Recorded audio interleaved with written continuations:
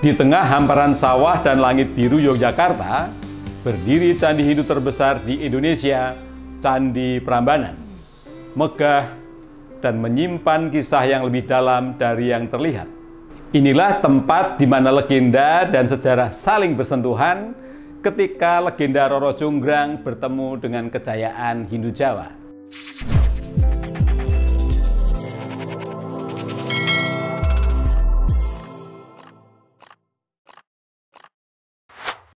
Dibangun untuk para dewa. Prambanan dibangun pada sekitar tahun 850 Masehi oleh Raja Rakai Pikatan dari dinasti Sanjaya. Tujuannya untuk menandai kebangkitan agama Hindu di Jawa dan menyaingi kemegahan Candi Borobudur milik dinasti Sailendra yang beragama Buddha. Inilah simbol kemenangan kekuasaan politik dan spiritual Hindu di atas wilayah Jawa kala itu. Prambanan dipersembahkan untuk Trimurti, yakni Brahma Sang Pencipta, Wisnu Sang Pemelihara, dan Siwa Sang Pelebur. Pusat dari semuanya adalah Candi Siwa, sekaligus sebagai candi tertinggi. Arsitektur dan makna spiritual. Prambanan bukan sekedar batu yang ditumpuk, ini adalah manifestasi filosofi Hindu. Struktur mandala, halaman bertingkat, dan posisi candi utama, semuanya mencerminkan kosmos Hindu dan tatanan spiritual dunia. Ukiran-ukirannya mengisahkan Ramayana, epos agung India dengan detail luar biasa. Ini bukan hanya cerita, tapi juga ajaran tentang dharma, kesetiaan, dan pengorbanan.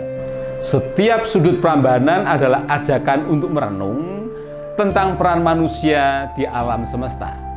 Legenda Roro Jonggrang. Prambanan bukan hanya tentang sejarah, ada kisah cinta yang tragis dan melegenda.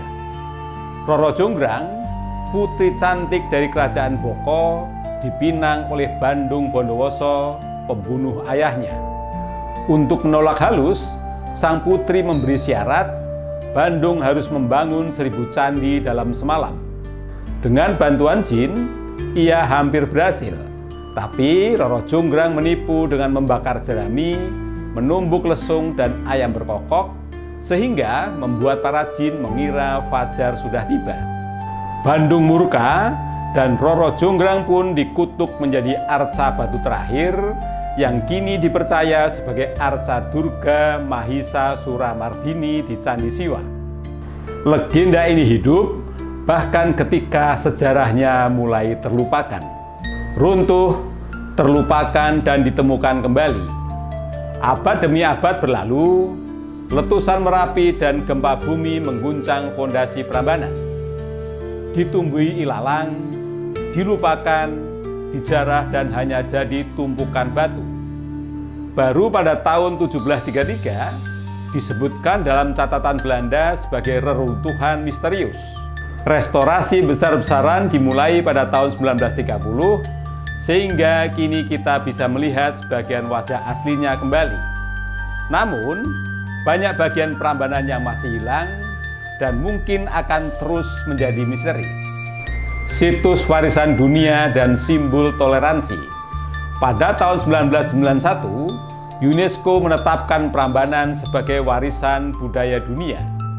Lokasinya yang dekat dengan Candi Sewu dan Candi Kalasan yang merupakan candi Buddha menunjukkan bahwa agama-agama besar pernah hidup berdampingan di tanah Jawa. Sebuah pelajaran penting bahwa keberagaman, toleransi, dan kerukunan adalah warisan yang perlu dirawat bersama.